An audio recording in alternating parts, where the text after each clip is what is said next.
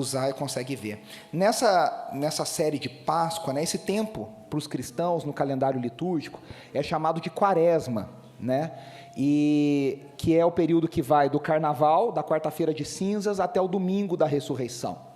E é um tempo, e aí você fala que coisa estranha, isso não é coisa de católico? Não, isso é coisa da igreja cristã antes da divisão entre católicos, depois o surgimento dos protestantes. Esse é o entendimento de que esse é um tempo para a igreja pensar e refletir sobre o sofrimento de Cristo Jesus, para a gente colocar a cara no pó, para a gente se unir a Cristo no sofrimento, para a gente, como diz Paulo em Filipenses, participar do sofrimento de Cristo na cruz.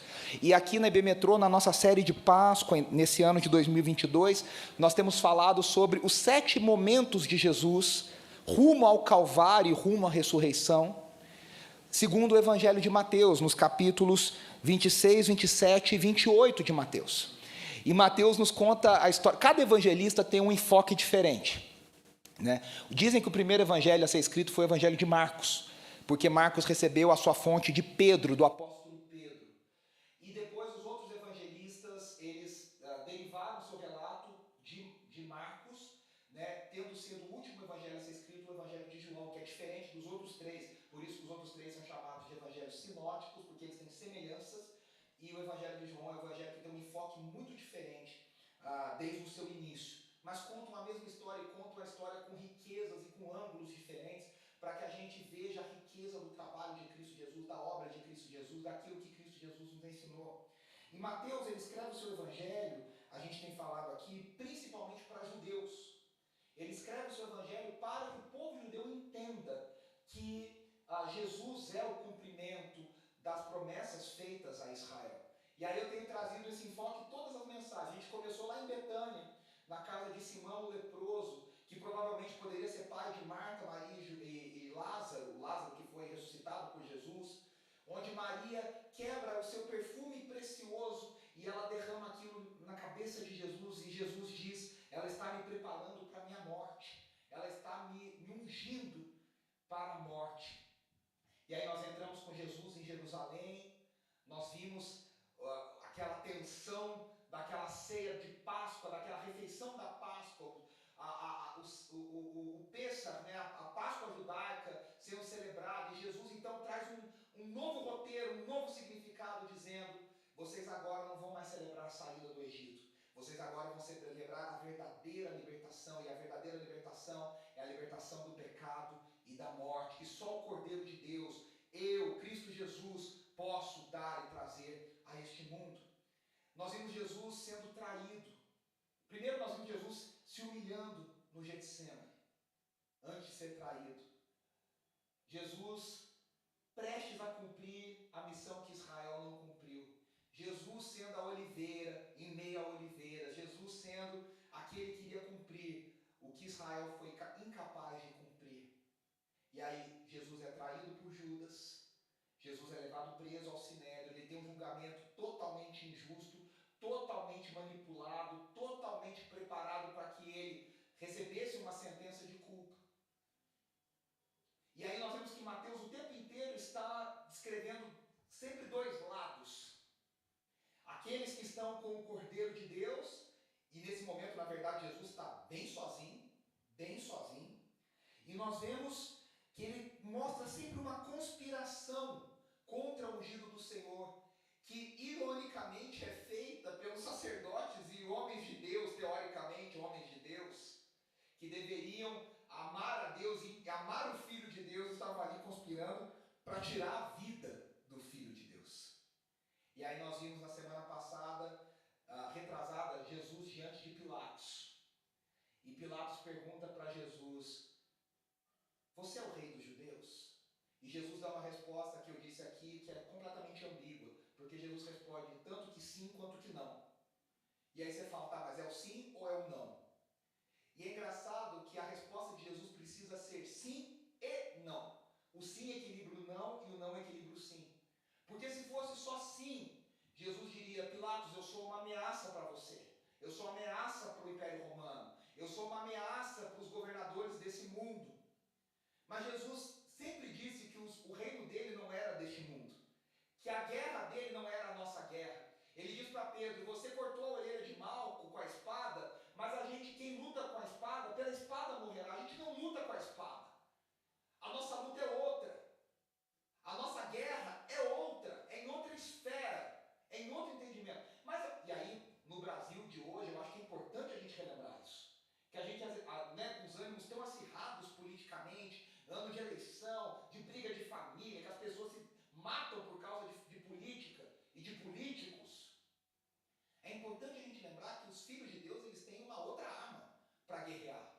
Os filhos de Deus guerreiam primeiro em oração. Os filhos de Deus guerreiam primeiro diante do mundo espiritual. Os filhos de Deus guerreiam primeiro cumprindo a vontade de Deus. Mas ao mesmo tempo, no outro extremo nós temos o não. Que se Jesus dissesse, não, eu não sou o rei dos judeus, ele ia dizer, o meu reino é só espiritual. Como muita gente no mundo de hoje acha que é, inclusive gente que vai nas igrejas todo domingo. Ah, Jesus me traz tanta paz, ele tem umas palavras muito boas. Como se Jesus fosse um guru. Né? Obrigado, gente. Como se Jesus fosse um guru, assim, que fala, ele me traz tanta paz, nossa, ele me dá uma... Eu leio a Bíblia, assim, eu fico... Você conhece gente assim no seu trabalho, na sua faculdade, na sua família? Eu escuto os louvores, eu fico assim meio zen, assim, eu acho lindo, maravilhoso. Como se o reino de Jesus não tivesse nada a ver com a nossa vida. Não, o reino de Jesus não é um reino político, mas ao mesmo tempo ele tem implicações práticas na vida real. Por isso que Jesus responde para Pilatos sim e não. E aí você sabe a história. Jesus foi trocado por Barrabás, o outro Jesus, né? Jesus Barrabás foi solto, o Jesus, o Nazareno, foi crucificado. E nós vemos ali que Jesus experimentou o próprio inferno na cruz, porque ele foi totalmente abandonado por Deus. E eu disse na semana passada, e eu estou fazendo esse primeiro retrospecto para lembrar, que nem o mais ateu dos homens sabe o que é viver num mundo completamente sem Deus. O salmista diz que se a gente sobe ao mais alto monte, Deus ali está. Se a gente desce ao mais profundo abismo, Deus ali está. O ateu que usa o fôlego para dizer que Deus não existe, está respirando porque Deus permitiu que ele respirasse. Mas Jesus na cruz experimentou a total separação do Pai. A gente cantou, no início eras a palavra, um com Deus o Altíssimo.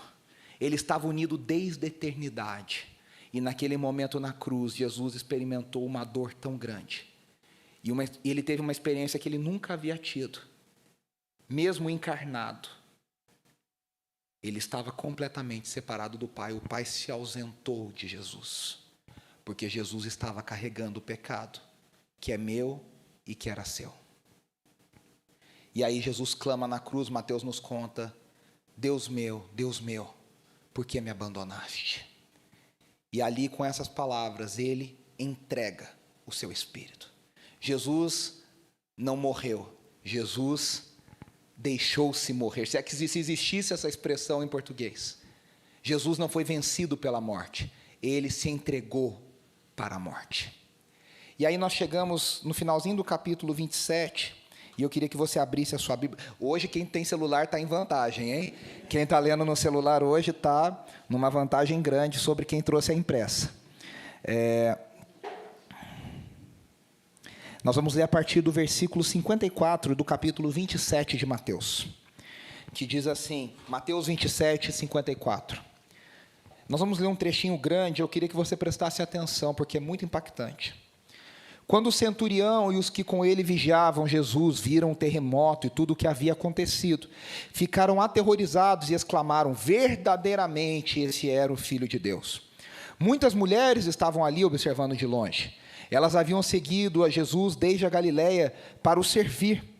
Entre elas estavam Maria Madalena, Maria, mãe de Tiago e José, e a mãe dos filhos de Zebedeu. Ao cair da tarde, chegou um homem rico de Arimateia, chamado José, que se tornara discípulo de Jesus. Dirigindo-se a Pilatos, ele pediu o corpo de Jesus, e Pilatos ordenou que lhe fosse entregue. José tomou o corpo, envolveu-o num limpo lençol de linho, e o colocou num sepulcro novo que ele havia mandado cavar na rocha. E fazendo rolar uma grande pedra sobre a entrada do sepulcro, retirou-se. Maria Madalena e a outra Maria estavam assentadas ali em frente do sepulcro. No outro dia, que era o seguinte ao da preparação, os chefes dos sacerdotes e os fariseus dirigiram-se a Pilatos e disseram, Senhor, lembramos que enquanto estava vivo ainda, aquele impostor disse, depois de 3 dias ressuscitarei. Ordena, pois, que o sepulcro dele seja guardado até o 3º dia, para que não venham seus discípulos e, roubando o corpo, digam ao povo que ele ressuscitou dentre os mortos. Este último engano será pior do que o primeiro. Levem um destacamento, respondeu Pilatos. Podem ir e mantenham o sepulcro em segurança, como acharem melhor. Eles foram e armaram um esquema de segurança no sepulcro, e além de deixar um destacamento montando guarda, lacraram a pedra. Mateus 28 diz assim, a partir do versículo 1. Depois do sábado, Tendo começado o primeiro dia da semana, Maria Madalena e a outra Maria foram ver o sepulcro. E eis que sobreveio um grande terremoto, pois um anjo do Senhor desceu do céu. E chegando ao sepulcro, rolou a pedra da entrada e assentou-se sobre ela. Sua aparência era como um relâmpago e suas vestes eram brancas como a neve. Os guardas tremeram de medo e ficaram como mortos. O anjo disse às mulheres: não tenham medo. Sei que vocês estão procurando Jesus, que foi crucificado. Ele não está aqui. Ressuscitou, como tinha dito. Venham ver o lugar onde ele jazia. Vão depressa e digam aos discípulos dele: ele ressuscitou dentre os mortos e está indo adiante de vocês para a Galiléia. Lá vocês o verão. Notem que eu já os avisei.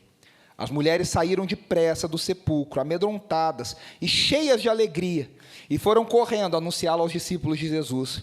De repente, eu adoro esses de repentes da Bíblia. De repente, Jesus os encontrou e disse: salve! Elas se aproximaram dele, abraçaram-lhe os pés e o adoraram. Então Jesus lhe disse: não tenham medo. Vão dizer a meus irmãos que se dirijam para a Galiléia, lá eles me verão. Enquanto as mulheres estavam a caminho, alguns dos guardas dirigiram-se à cidade e contaram aos chefes dos sacerdotes tudo o que havia acontecido. Quando os chefes dos sacerdotes se reuniram com os líderes religiosos, elaboraram um plano. Deram aos soldados grande soma de dinheiro, dizendo-lhes: vocês devem declarar o seguinte: os discípulos dele vieram durante a noite e furtaram o corpo, enquanto estávamos dormindo. Se isso chegar aos ouvidos do governador, nós lhe daremos explicações e livraremos vocês de qualquer problema. Assim, os soldados receberam o dinheiro e fizeram como tinham sido instruídos. E esta versão se divulgou entre os judeus até o dia de hoje. Hoje, quando o evangelista escreveu o evangelho. Os 11 discípulos foram para a Galiléia, para o monte que Jesus lhe indicara. Quando viram, o adoraram, mas alguns duvidaram. Então Jesus aproximou-se deles e disse: foi-me dada toda a autoridade no céu e na terra. Portanto, vão e façam discípulos de todas as nações, batizando-os em nome do Pai, do Filho e do Espírito Santo, ensinando-os a obedecer a tudo que eu lhes ordenei, e estarei sempre com vocês até o fim dos tempos. Amém. Essa é a palavra do Senhor. A primeira coisa que a gente nota aqui é que antes da ressurreição há um tempo de espera. Entre a sexta-feira da crucificação e o domingo da ressurreição, há um sábado. Jesus está morto. José de Arimateia, o homem rico da cidade de Arimateia, compra um túmulo, manda fazer um túmulo. Ele tinha um túmulo novo. Ele coloca Jesus dentro desse túmulo. Antes das 6 horas da tarde da sexta-feira, porque 6 horas da tarde da sexta-feira, para o judeu, começa o sábado. E vai até as 6 horas da tarde do sábado. E ali José colocou rapidinho, teve que ser rápido, porque Jesus faleceu às 3 da tarde.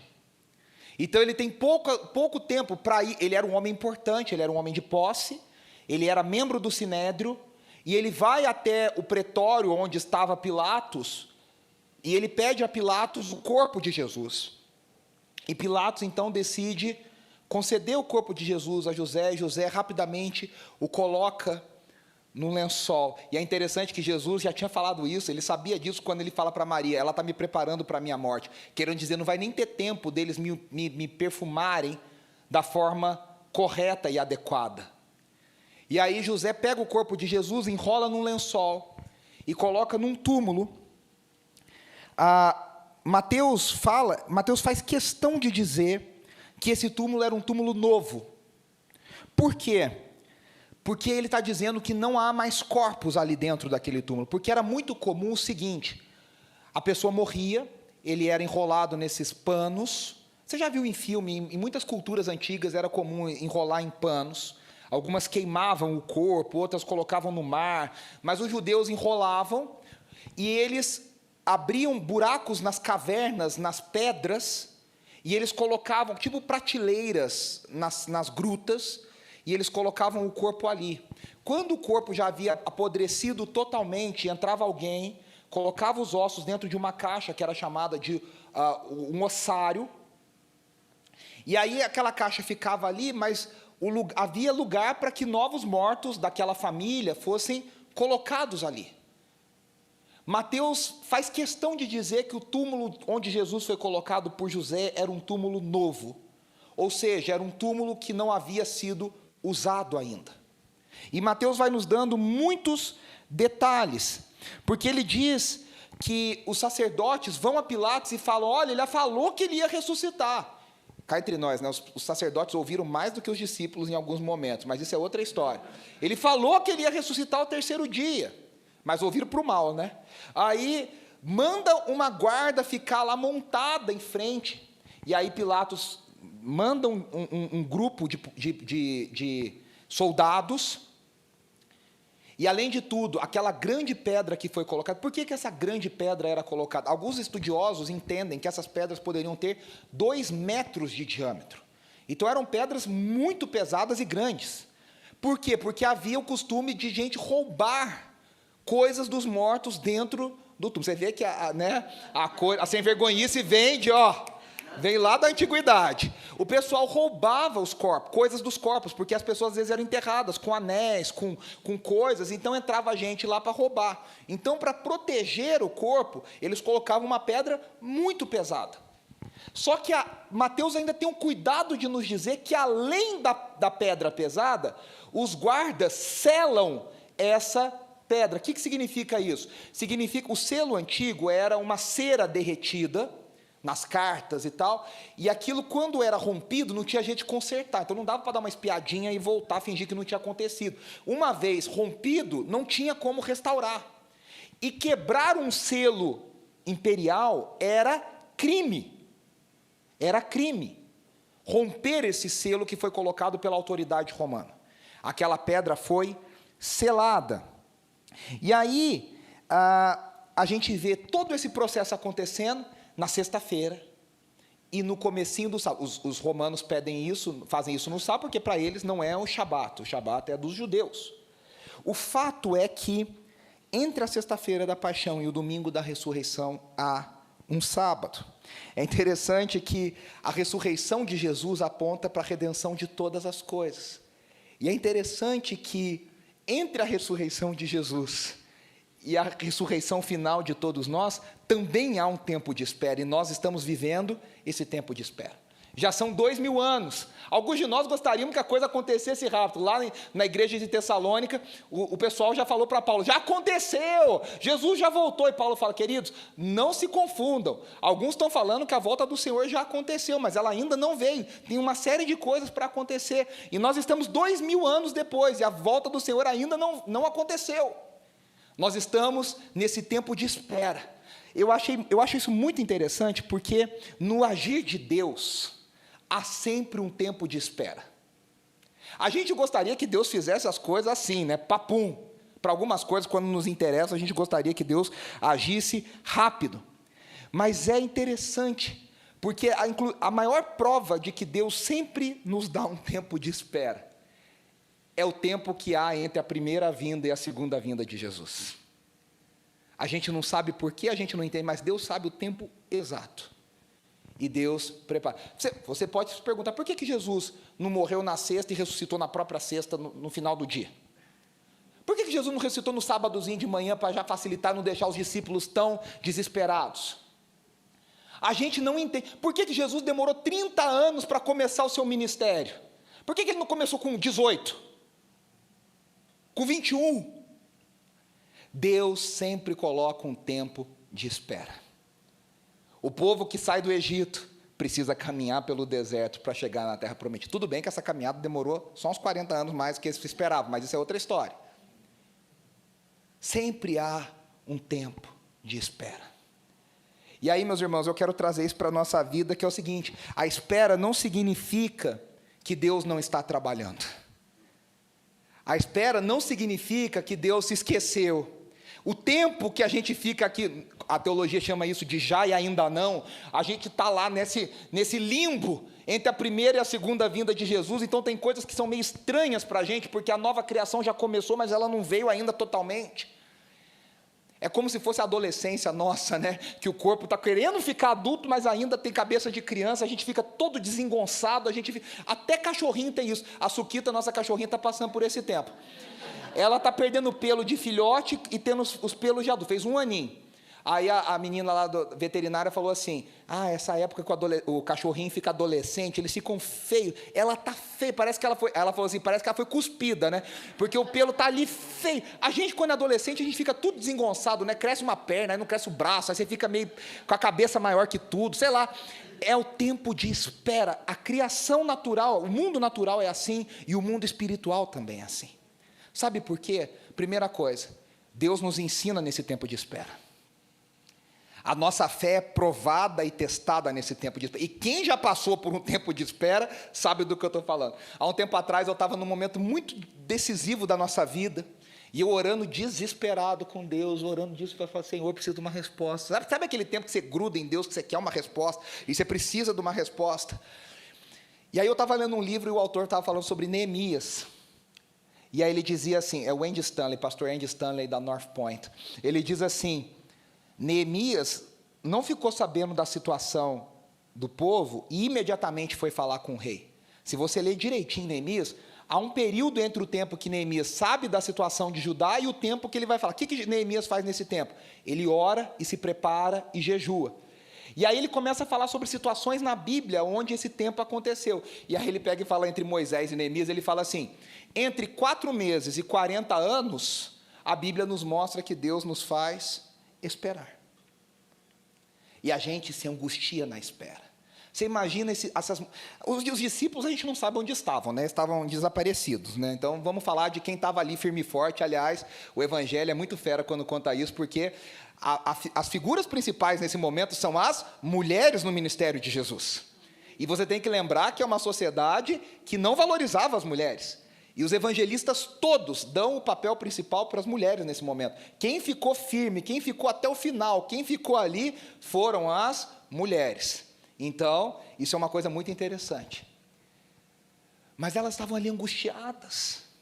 Elas estavam ali, elas não sabiam o que ia acontecer. E Deus estava trabalhando.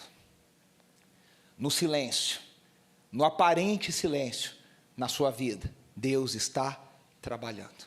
No mínimo, Ele está trabalhando em você. No mínimo, Ele está preparando eu e você para estarmos mais prontos para aquilo que Ele quer fazer nas nossas vidas. Nesse tempo, a gente se junta lá aos questionamentos do salmista. Eu me lembrei lá do Salmo 42, nos versículos 9 a 11, quando o salmista diz assim, direi a Deus, minha rocha, por que te esquecestes de mim? Por que eu devo sair vagueando e pranteando, oprimido pelo inimigo? Até os meus ossos sofrem agonia mortal quando os meus adversários zombam de mim, perguntando-me o tempo todo, onde está o seu Deus? Por que você está assim tão triste, ó minha alma? Por que está assim tão perturbada dentro em mim? Põe a sua esperança em Deus, pois ainda o louvarei. Ele é o meu Salvador e o meu Deus. Os discípulos estavam ali num sábado, tristes, abatidos, como a gente vê no relato do caminho de Emaús, no Evangelho de Lucas. Abatidos, porque eles haviam perdido a esperança, mas Deus sempre nos coloca num tempo de espera, e talvez alguns de vocês estejam nesse tempo. Saiba que Deus está trabalhando, Deus não se esqueceu de você, Deus não está longe, Deus está aguardando o momento certo. E aí novamente nós vemos Mateus pintando 2 cenas contrastantes. De um lado está Jesus enterrado, e Deus trabalhando no silêncio. Tem uma música da Cassiane, que é um hino pentecostal, que eu não posso deixar de cantar, que ela fala assim, quando ele fica em silêncio, é porque está trabalhando, então louve, simplesmente louve, né? Quando ele fica em silêncio, Deus está trabalhando. E aí, do outro lado, os líderes religiosos estão trabalhando também, mas trabalhando para o mal. Olha, ele falou que ia fazer, vamos colocar lá, vamos preparar e tal. E aí já estão arquitetando um plano para impedir qualquer ação dos discípulos. Então, a primeira coisa, há sempre um tempo de espera entre a crucificação e a ressurreição. Segunda coisa, a ressurreição é algo totalmente inusitado. inclusive para os judeus. Mas ela é plenamente real. E aqui eu quero falar algumas coisas. Primeira coisa, os relatos sobre como Jesus foi enterrado e como os sacerdotes se preocuparam que eles pudessem fingir que estavam uma ressurreição roubando o corpo, nos mostram como os relatos da ressurreição são reais e históricos. Por que eu estou dizendo isso? No século XIX, surgiu um teólogo francês chamado Friedrich Schleiermacher, que lançou uma escola que virou a escola de teologia liberal, que ele diz o seguinte: não importa se a Bíblia conta fatos reais, o que importa é o sentimento que essas histórias causam em nós. Então, não importa se Jesus veio em carne realmente, não importa se a ressurreição aconteceu verdadeiramente, importa o que a ressurreição significa. E a partir dessa escola, muitos teólogos e pastores e líderes começaram a entender o seguinte: a ressurreição não aconteceu na história, mas a ressurreição aconteceu no nosso coração. E cá entre nós, isso é um absurdo, porque se você falasse isso para os evangelistas, não, o que importa não é se a ressurreição aconteceu de verdade, a ressurreição ela aconteceu no seu coração, Jesus nasceu no seu coração. Isso parece um negócio bonito, mas deixa eu te dizer, isso é um veneno para a vida espiritual, porque você tira o peso e a autoridade da palavra de Deus, a Bíblia, e você começa a relativizar os relatos e as situações. Então, os evangelistas criam tanto na ressurreição que eles dão detalhes sobre essa ressurreição, né? Então, primeiro que o apóstolo Paulo diz lá em 1 Coríntios 15 assim: se Cristo não ressuscitou, a nossa fé é vã. Paulo está dizendo, se a ressurreição não foi real e na história, pega o teu banquinho e saia de mansinho, vai embora para casa, esquece essa coisa de cristianismo. A fé cristã só tem sentido se Cristo ressuscitou. E ressuscitou verdadeiramente, não estou aqui numa metáfora, verdadeiramente, né? Então, nós precisamos entender que para o evangelho ser levado a sério, a ressurreição precisa ser real e histórica. Aí você fala, tá, mas como é que você vai provar? Primeiro, gente, quem trabalha com história, os historiadores sabem que coisas que estão muito antigas, às vezes você não consegue um texto. Lembra aquele cara da escolinha do professor Raimundo, que ele falava, você tem uma foto, um quadro, uma assinatura? Não tem. Mas aí como que os historiadores trabalham? Não estou falando dos evangelhos, estou falando de todos os fatos históricos. Eles trabalham com sinais, com questões no próprio relato, como o relato é fidedigno, como ele é trabalhado, se ele demonstra ter historicidade. E quando nós olhamos os evangelhos, os 4 evangelhos, nós percebemos elementos que nos dão muitas provas de que essa ressurreição ela é real, embora eu e você não possamos ir lá, ver se o corpo tal não está. Se você for em Jerusalém hoje, no que dizem ser o jardim do túmulo, está vazio. Como é que você vai procurar? Não tem como. Então, agora, quais são os argumentos para a negação da ressurreição? Primeiro, lá nos primeiros dias começaram a inventar isso. O primeiro argumento é que os discípulos haviam roubado o corpo. Então eles roubam o corpo e falam, Jesus ressuscitou, aleluia, ninguém está vendo, mas ele ressuscitou. Segundo argumento, isso aqui já é no século XIX, talvez Jesus não tenha morrido totalmente. Ele estava meio morto ali, meio, moribundo, colocaram ele dentro do túmulo, mas perceberam que ele não tinha morrido, ele saiu do túmulo. Cá entre nós, esse é furadíssimo, né? Não vou nem gastar tempo falando aqui. Terceiro, falaram, as mulheres entraram na tumba para roubar. Aí, forçaram a barra. Como é que as mulheres sozinhas arrastar essa pedra grande que é colocada? Né? Então, assim, não tem nenhum sentido. Mateus faz questão de ir eliminando esses argumentos. Então, as mulheres não entram porque a pedra é grande, é pesada. Elas não erram o túmulo. Alguns falaram assim, eles erraram de túmulo, entraram no endereço errado. Não, Mateus, vocês prestaram atenção, Mateus faz questão de falar, as mulheres ficaram vendo tudo isso, para dizer, olha, elas estavam ali, olhando, prestando atenção. E cá entre nós, as mulheres são mais detalhistas que nós, homens, na maioria das vezes, né? Então, quando a mulher fala que está lá, é porque está lá, né, Stanley? Não vale brigar na gaveta, não está lá, não está lá. A minha mãe, gente, quando é mãe, então, tem um poder espiritual sobre isso.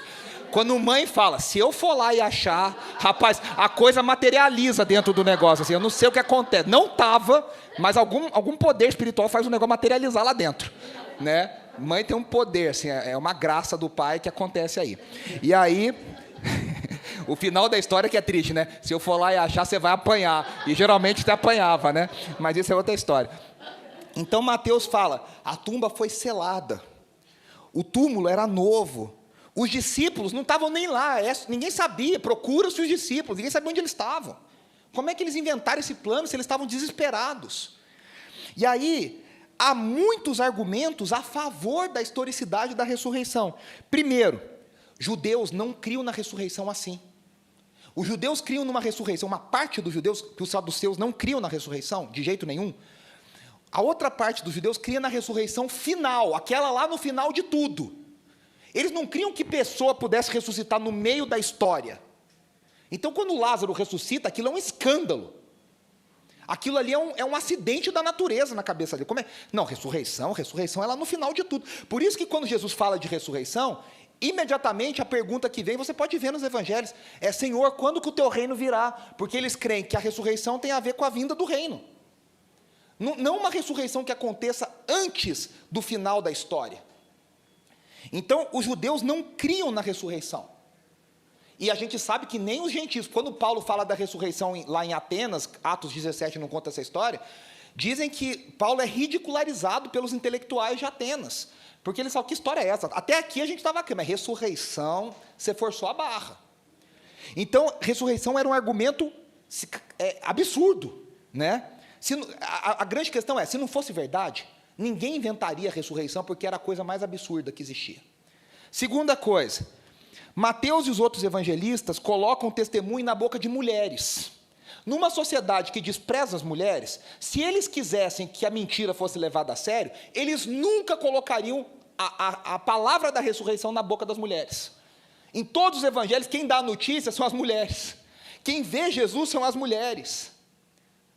Então, se fosse um argumento montado, eles colocariam na boca de Pedro, na boca dos outros homens.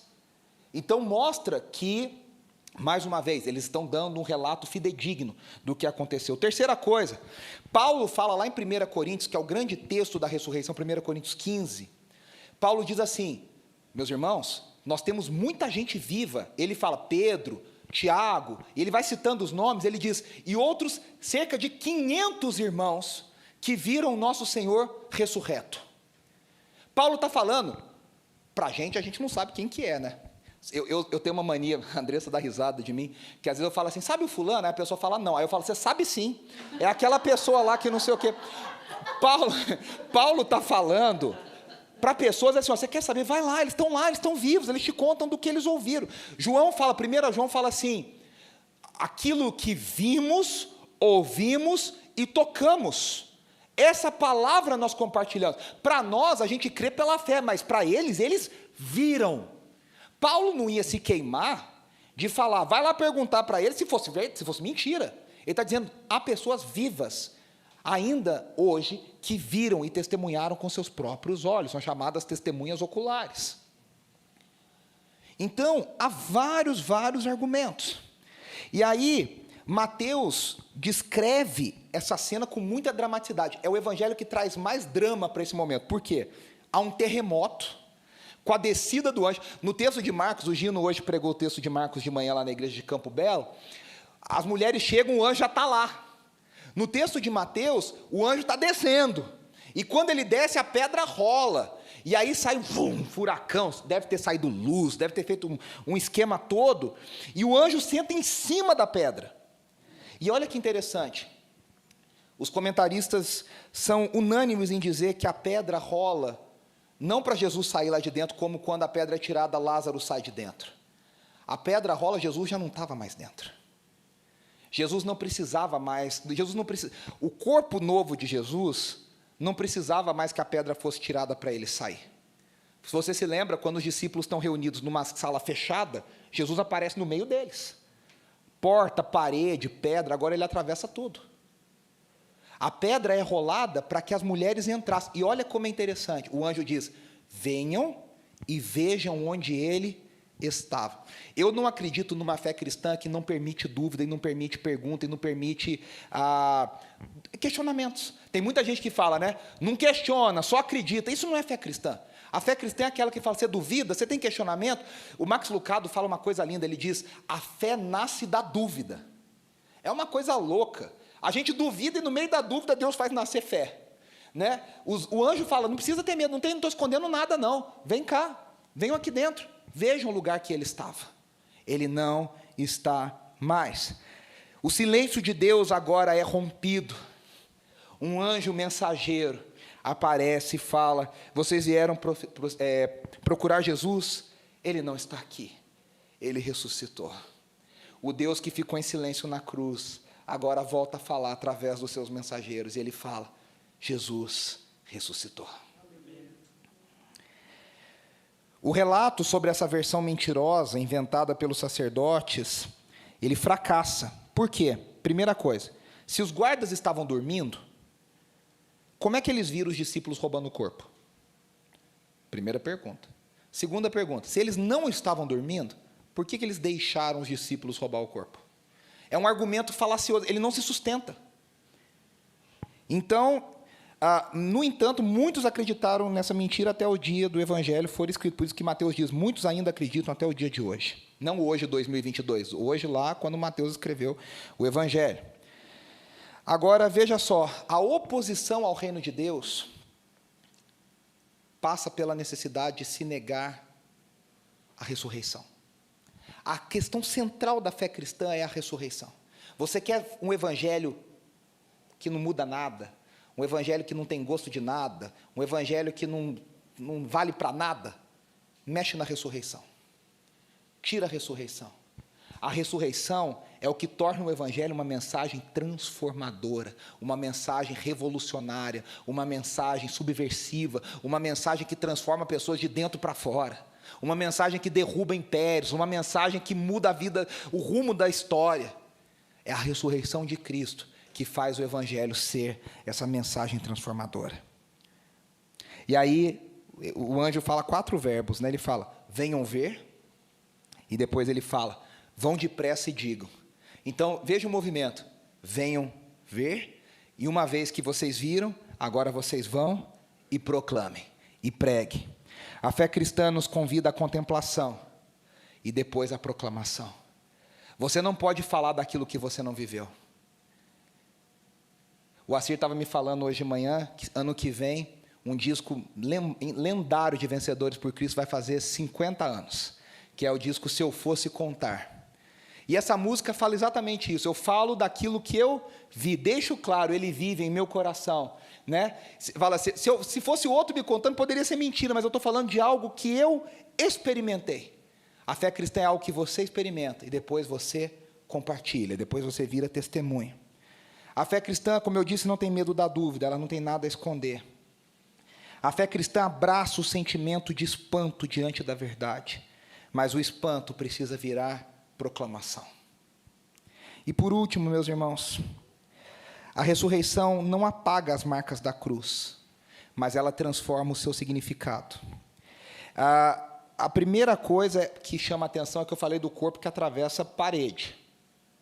Mas quando as mulheres veem Jesus, Mateus diz que elas o tocam. Então ele não era um fantasma. Porque essa era outra heresia que surgiu, que Jesus era um fantasma. Isso é um gnosticismo. João combate isso nas suas cartas. Mateus é muito claro ao dizer que Jesus tem um corpo que passou pela rocha, mas quando as mulheres o veem, elas o tocam. A gente sabe no relato dos outros evangelhos que quando Jesus aparece para os discípulos, está na boca de Tomé, mas na verdade todos eles duvidaram. Jesus fala para ele, vem, coloca as tuas mãos em mim, veja onde os cravos me furaram.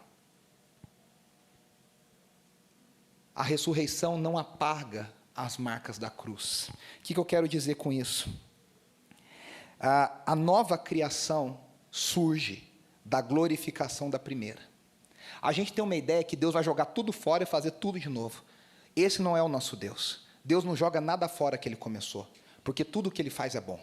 Deus vai pegar o que Ele fez bom, que o pecado quebrou e aniquilou, e Ele vai transformar essas coisas para sua glória e para o seu louvor. Por isso que o nosso corpo glorificado, a gente não sabe como vai ser. Mas a gente sabe que ao mesmo tempo que a gente vai parecer com o que a gente é para alguns, infelizmente, para outros, glória a Deus, a gente vai parecer com o que a gente é agora, ao mesmo tempo a gente vai ser diferente. Jesus era o mesmo, mas ao mesmo tempo diferente. Talvez a gente, se fosse Jesus, falava, Deus, faz uma plástica aqui, tira esse buraco desse cravo aqui, que é feio, fica me lembrando desse trauma, eu não quero isso. Vamos, move on, vamos seguir, está tudo bem. Não, Deus não trabalha assim. As marcas da cruz que nós carregamos, elas são necessárias para o dia que Deus vai nos redimir. Deus pega o nosso sofrimento para Ele transformar para a sua glória. Deus pega as marcas que nós temos na nossa vida. Tem uma música do Roberto Carlos, que é a maior fã do Roberto Carlos que eu conheço, a Lucitânia. Tem uma música do Roberto Carlos que diz assim, eu tenho cicatrizes que a vida fez. Falando sério, chama essa música. Todos nós temos cicatrizes, marcas do sofrimento, de morte, de perda.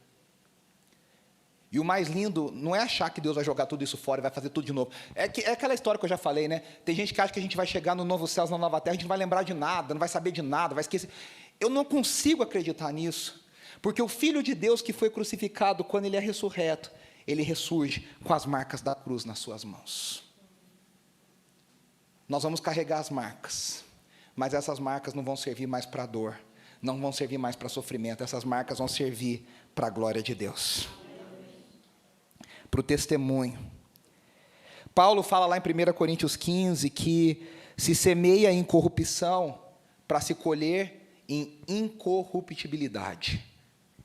Jesus diz que o grão de mostarda primeiro precisa morrer, para depois germinar.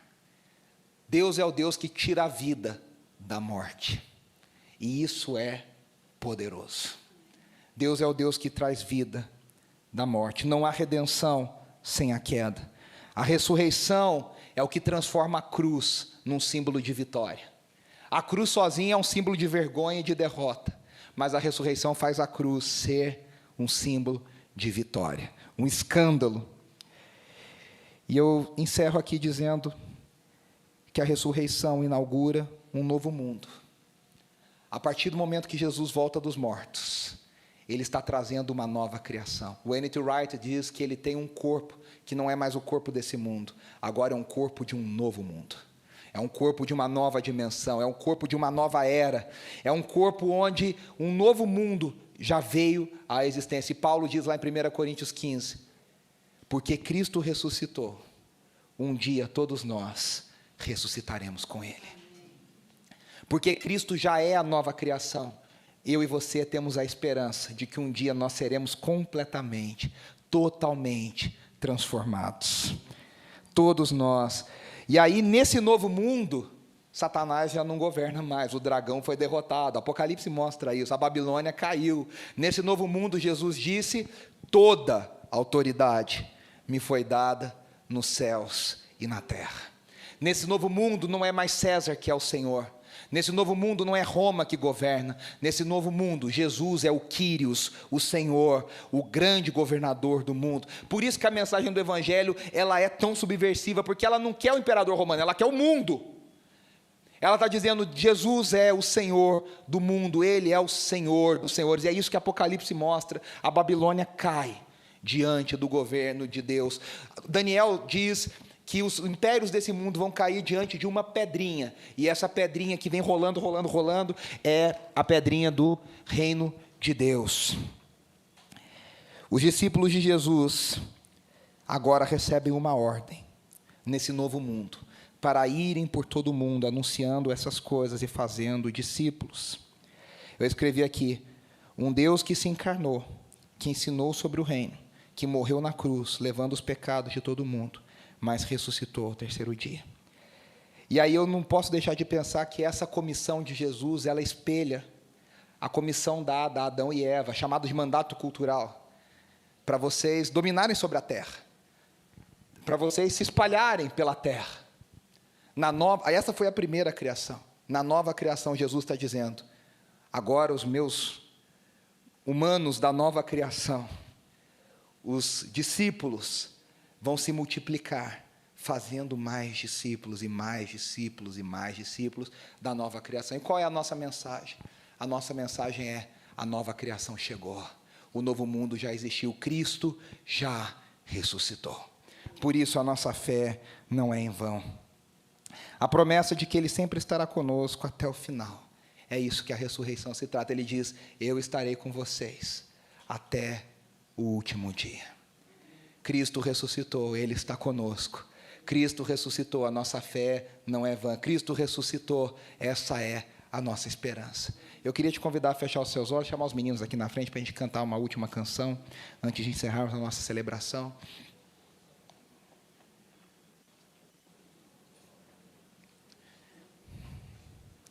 Vamos cantar o Quão Lindo Esse Nome É. Eu queria que você fechasse os seus olhos e você agradecesse a Deus pela ressurreição de Cristo Jesus. Porque Ele vive, nós temos um amanhã. Porque Ele vive, nós não temos mais medo. Porque Ele vive, nós temos esperança. Porque Ele vive, nós seremos redimidos também. Porque Ele vive, nós somos vivificados. Aleluia, aleluia, aleluia. Agradeça ao Senhor aí no seu lugar, nós já estamos encerrando. Obrigado, Senhor. Obrigado pelo Teu amor, obrigado pelo Teu amor que foi até o fim. O apóstolo Paulo diz que o mesmo Espírito que ressuscitou a Jesus dentre os mortos, Ele nos vivificará. Obrigado pela Tua vida em nós, Senhor. Obrigado pelo Teu poder em nós. Obrigado pela Tua graça em nós. Obrigado, Senhor. Obrigado, Senhor. Obrigado, Senhor. Obrigado, Senhor. Nós te adoramos, nós te adoramos, nós te adoramos. Se você pudesse colocar em pé no seu lugar e você puder dizer